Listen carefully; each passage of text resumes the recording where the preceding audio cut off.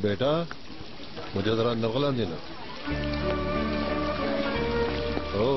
عامر صاحب السلام علیکم، کیسے ہیں آپ؟ وعلیکم السلام، تشریف رکھیے. شکریہ. کیسی طبیعت ہے آپ کی؟ بس اور کیا کہوں، ٹھیک ہی ہوں. آپ کیسے ہیں؟ میں نے کچھ سنا ہے برہان صاحب، میں نے سنا ہے کہ آپ بہت اداس ہیں آج کل. شہرزاد سے اس زمین کے سلسلے میں بات ہوئی تھی میری. میں نے سوچا کہ اس سلسلے میں آپ سے بات کی جائے. میں یہاں آپ کے ساتھ موجود ہوں، شہرزاد نہیں جانتی اس بات کو. کیا پئیں گے آپ؟ چلو ایک کافی ہو جائے. جی بالکل. بیٹا ہمیں 2 کافی لا دو. جی لایا برہان صاحب.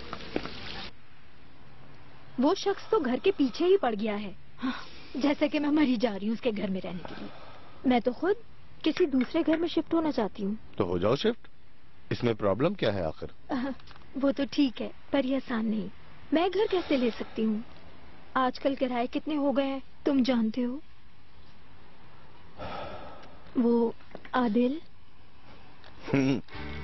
میں کہنا چاہ رہی تھی کہ وہ جو تم نے ریسنٹلی ابھی ایک بنگلو بنوایا ہے، ہاں وہاں مجھے رہنے کی اجازت دے دو. رہ لو جا کے. کیا واقعی؟ ہاں بالکل، 80 لاکھ دے دو بس اور آرام سے رہ لو. اس طرح تمہیں نیا گھر بھی مل جائے گا. سلمہ، مصطفیٰ سے بولو کہ اپنا روم دیکھ چکا تو ذرا میرے پاس آ جائے.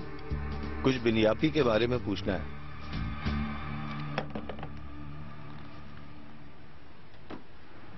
جالے، اب تمہیں کیوں صاف سونگ گیا؟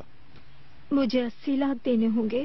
20 لاکھ کا ڈسکاؤنٹ دے رہا ہوں تمہیں، ورنہ وہ گھر 1 کروڑ سے اوپر کا ہے. ایسا منہ کیوں منا رہی ہو؟ میں آخر تمہیں کیوں فری میں گھر دوں اپنا؟ کون ہو تم میری؟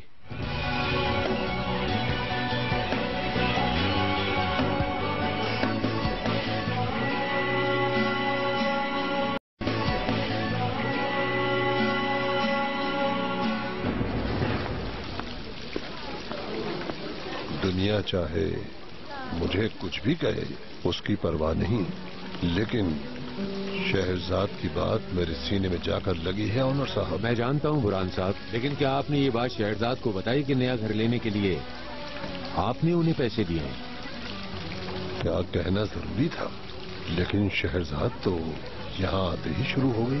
کچھ سنی ہی نہیں میری بات. اسے چاہیے تھا کہ میری بات سنتی، لیکن اس نے میری کوئی بات سنی ہی نہیں. یہ بہت غلط ہو گیا برہان صاحب، اسے پوچھنا چاہیے تھا. مجھے بہت تکلیف ہو رہی ہے عمر صاحب، میرا تو دل رو رہا ہے. شہرزاد تو شاید اب تک مجھے بے ضمیر انسان سمجھ رہی ہے. شاید وہ مجھے سمجھ ہی نہیں پائی. میرے ساتھ جو ہوا ٹھیک ہی ہوا. میرے خیال میں آپ کو ایسا نہیں سوچنا چاہیے. ہاں، شہرزاد کبھی کبھی بہت جذباتی ہو جاتی ہے، اسے سمجھانا بہت مشکل ہو جاتا ہے. میری آپ سے درخواست ہے، پلیز آپ اس کی غلطی کو درگزر فرما دیں. میں اس سے ناراض نہیں ہوں عمر صاحب، ناراض نہیں ہوں میں.